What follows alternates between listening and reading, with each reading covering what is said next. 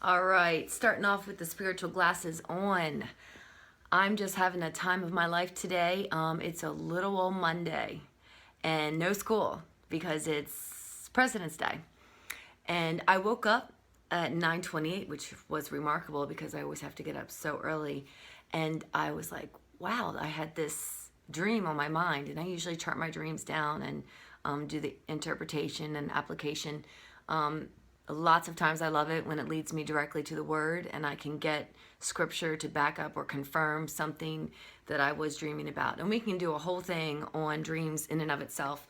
But the Lord was talking to me about, you can do anything in him. That's why these glasses are on, and I feel like I'm just going to keep them on for the duration, because when he illuminates something, when he gives us his spiritual insight, you don't even have to second guess it. You're just like, dang, there's no way in HE double hockey sticks that I would think about that on my own. That had to be a download. He just imparted my spirit. I mean, that's how I see things. So boom, get up off the bat. And for whatever reason, I wanted to watch TV. Kind of like I was on vacation. I often joke about living life as if it's a vacation. Funny. I really do. Okay, so I turned on the TV and it was the end of Boss something. Like the bosses go in and they go undercover boss. Okay, so this was a trip, right? Because I've been an entrepreneur. I've owned a successful cleaning business. It allowed me to dabble in some decorating, even though I wasn't a design expert. I just used, the brain up here, the noggin, and got stuff handled. But that's also my personality. But just backing it up a little bit and seeing all of my prayers from the past, and sometimes waiting for them to manifest and then giving up on dreams, your aspirations, your nightlife, your dream life will actually bring them back up again so that you can kind of rekindle that flame that you thought was put out. And on this TV show, I call it The Tail End, and there's the chick from Gigi's Cupcakes, and she's on there, and this woman has to be a Christian. I mean, she was not using Christianese. She just was true to her identity. She knew who she was, so she was able to just give that away.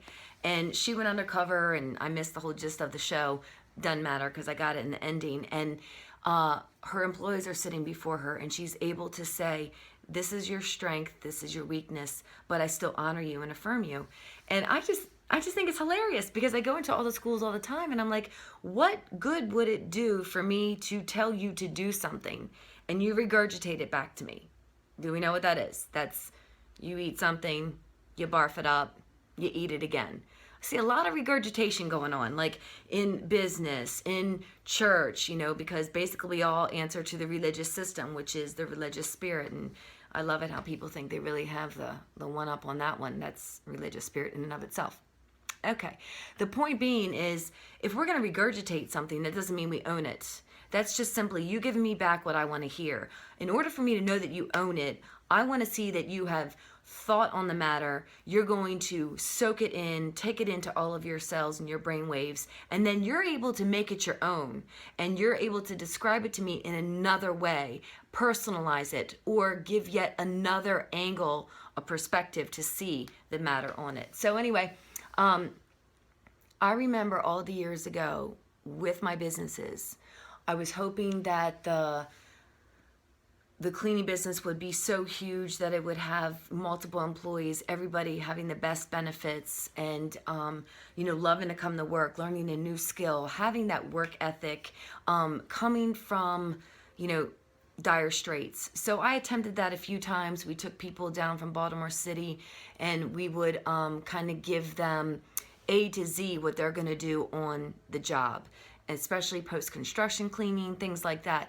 But my prayer behind the scenes, when I was spending my time in the presence of Daddy, it was always like, I don't know or understand why I have this drive, but I want to instill belief in other people. I want to impart money to them. I want to pay for people to go to college. I mean, that was like something I was asking for. And I was really sewing into other people's lives through my businesses in the best way that I could. Not so much from a tithing perspective, because I never knew who Daddy was going to put in front of me. But my tithe was my time, my energy, and investing when I know there was a need. And if it happened that it would be 3 times in a week, so be it. Well, wait, I'll tell this story, and then we'll get back to the Gigi's thing. They were getting on my nerves. But one time I went to the mall to get my nails done, and I was on a shoestring budget, okay? Waiting on money, from jobs or whatnot. And I got the bare minimum. I got that simple little, you get your nails painted thing. I wanted to do, the whole gel wrap and blah, blah. I didn't have the money. So I'm like, no. I know what my budget has, and I'm good with money. So I knew that I could handle this. And I go in there, and there's these 2 young girls. And I instantly could tell that they were equally as troubled, and they were the only other source of comfort for each other. So very easily to discern that they were coming from a crap home life, and that they were kind of in this codependent culture where they were like feeding off of each other's emotions, facial expressions, very solemn, and very, very depressed. And so I'm getting my nails done, and I'm about to wait for the drying time. And I just started speaking to the one girl, and the Lord was giving me a download. And so I was prophesying over her, and I said, God's seeing your struggles, and you're not alone in this. And she starts crying. Woo, she starts crying. And then I had to, talk to the other girl as well, because the other girl, was more or less parenting her friend. And that responsibility was too heavy for her, because indeed she had to parent her own parents. So as I'm prophesying over them, they begin to embrace me, and I'm praying for them, and we're hugging them, and my heart was Daddy's heart in the situation. It was, I wanted these girls to go home to some peace, to some kind of hope. And anyway, so I'm walking out, and Daddy was like, you need to go back and pay for their nails. And I'm like, no. That's not really in the budget, okay? Now, I want to. I have that longing and that desire, but not going to happen today. No. So I'm put my game face on so I can be like, okay, you're on the shelf right now. I'm not having this conversation with you. And I start my car, and I'm like, you know what? Okay, fine, Lord. Turn off the car, go back in, and I'm like, I'm going to pay for these girls' nails. And they're looking up, and they're like, what? They start crying again. It's the waterfall. And I'm like, don't shake me up right now. I'm trying to do this in obedience, and I don't know how it's going to work, because I really dislike getting overdraft fees. Don't like that. So, lo and behold, they got the best. They got like the whole fake nail, gel wrap. We're talking like, $50 a pop each girl. And I'm just like, really? Well, if I would have known I was like, shelling out such mad cash, I would have gone ahead and got the thing for myself in the first place. But I get it. You made your point. Thank you very much. Ladies, love ya. Probably never see you again. That was always an upset, but I'm used to it now. I always wanted to see these people again, Getting to my point. I deposited into them something far greater than just, a salon nail treatment, because my heart broke. And I knew that I was just there for an extension of heaven. And I also know that the business owners were watching that. And I clearly knew that my going to this establishment on a routine basis was more to bless the business owners than it was myself, because they weren't the best business owners. I walked in many a time where they were not really thinking highly of themselves, so they weren't able to create a culture of honor and blessing their employees. It was very heavy laden. It was, making your money quick and fast, high turnover rate. And my heart still broke for them, because it was a reminder of what I could easily have become if greed was in the forefront. And it kept me humble in the presence of Daddy, because as I was having this person work on my hands, I could be praying, which could go into a whole nother story about the Buddha. Okay, we'll throw this one in here, and then we'll get back to the chase. Okay, 9 minutes. Okay, gotcha. So as it turned out, one time when I was getting my nails done at this place, she had the Buddha, the big Buddha thing, a charm necklace around the neck. And I'm like, what's that? And she's like, that's God. And I'm like, what? And she's like, that's God. I'm like, no, no, no. The necklace, the big fat man that I see you wearing, that's not God. She's like, God. And I'm like, not God. And she's like, it's God. And I'm like, oh, you're saying it's your God. Okay. Why? He's fat and he looks like he's wearing a diaper. I don't know why you're wearing that around your neck. It's kind of weird. She's like, Buddha. And I'm like, oh, Buddha. Okay, yeah, Buddha. I'm like, so what's he done for you lately? Like, I'm just curious because, I mean, if he's got something good that's better than Jesus, then I'd sure love to know. But that fat man around your neck, I assure you hasn't done anything for you. Because I see your countenance and you're hating doing my nails right now. And you're hating life, actually. And in fact, you have some struggles with your son and you have some struggles with some self-hatred. And I don't think big fat man around your neck is worth wearing because I don't see him pulling for you. I don't see him doing a lot for your like inner struggle here. She's like laughing and she's like, maybe not much. And I'm like, no, not much. I'm like, well, you might want to give Jesus a try because I know he can do a lot. I mean, did you know that he was buried and that he rose again? And in fact, he actually rose and didn't even, the tomb was still in place. So, I mean, I don't know about this diaper wearing guy, but I mean, I don't think he can do that. See, that's the problem with world religions. That's just a culture thing. But that's okay because even Jewish people, they can be down with Jesus because he was Jewish. Basically, I'm a Gentile, you're Asian, whatever, but we all have the right to be like, no fat man. How about man on the cross? Because he's going to work. Now, this began my rapport with these people, years prior. So that's why I kept going back too, because when I came in, they're like, oh, funny Christian lady. I'm like, oh yeah, funny, no, fat man's gone. And she did. She actually took it off, which I was like, great. I will definitely get into another Buddha story about my sister's place another time. Anyway, so establishing rapport with people, even when they don't deserve it, is part of being the kingdom, part of being like, you know what, this could be a wonderful enterprise, and Daddy intends for it to be so.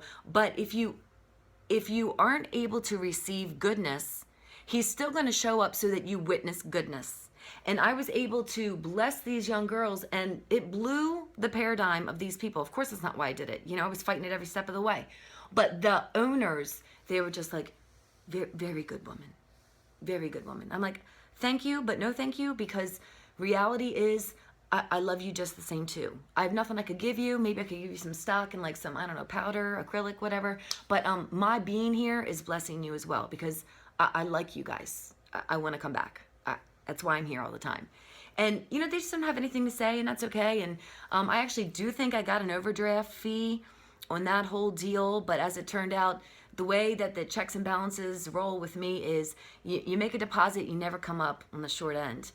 Something always falls through where, oh, dang, I just get something in the mail where this bill is being paid off and I sent nothing in. So I was hooked up. Daddy took care of me on that regard.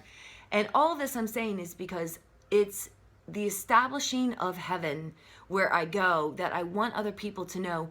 It doesn't matter where you're at right now. If you have a vision and a dream and you believe that that dream is gone, let's get you dreaming at night again. And let me just impart to you what I know can happen for you because it's happened to me. And let's start getting your life in sync with the call that originally it was set for. And that's what this lady, Gigi, who owns the cupcake place, did. She sat in front of all of her employees and she gave thousands of dollars away. I'm watching this and I'm like speaking in tongues. I'm losing it because I'm like, oh my gosh, this is what I want to do.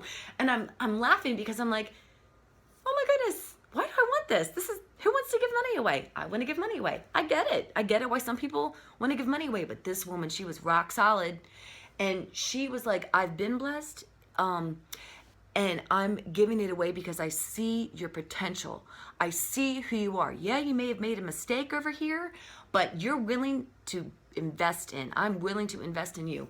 I mean, first person I thought was a big deal. She gave 15 grand to. The second person she gave 50,000 to, and then she gave the hookup for starting his own franchise.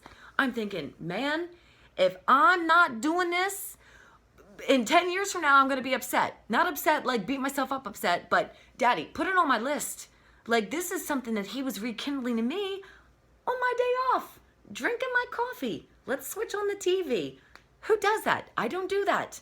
So for me, that was a big deal. And I'm like, man, Lord, you're so good. I'm weeping. What, this woman gave me over $100,000 away, $100,000 promised franchise. She was sending everybody this, there, and that to college. I'm like, this is it. I've said this. I've prayed this for years. Oh my goodness. And it looks like I'm in like the least likely position to be able to handle anything like this right now because I'm making $9 an hour. And wow, that means it's going to happen. Do you get this? This means that what you have dreamt before in the past, it is not gone. You need to make a list. Say, you know what, Daddy, I dreamt this when I was first a Christian. And people told me I couldn't do it. And then look at me. People told me when I was in college that I was the worst writer they'd ever seen. And I'm not only back to writing, but I write on a blog and I help kids, and I'm helping kids write and writing to heal. And I still get to use all my counseling background that I actually got a degree in because they told me I couldn't get an English degree. So now it's like, I think finally, because I'm 40, my wandering years are over, and I actually get to say, this is going to happen. It's going to happen because if you have your heart and your intention to bless, you can best believe that doesn't come from anything that you've thought outside of God's deposit into your brain. Your spirit receives that beckoning. It receives that mandate, and we rise up to the occasion. We live like we're resurrected with him because we're able to say, this can happen. It looks like it's so not going to happen. For 17 years, it hasn't happened yet. But along the way, I've seen some pretty neat little things that tell me I'm pointed in the right direction and that these things are going to happen. I mean, great day off. And it's only halfway through the day. So I'm anticipating wonderful, just upgrades.